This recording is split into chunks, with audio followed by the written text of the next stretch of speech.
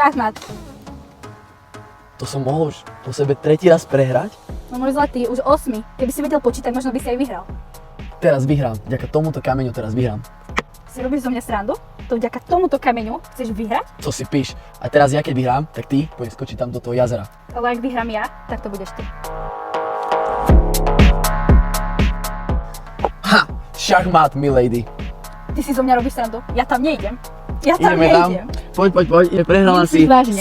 Máš to zaslúžené, Nemôžeme to ešte trošku sa otočíš, bude ti dobre. Sem hodíš šipočku. Vidíš tú vodu? Tam mám ísť?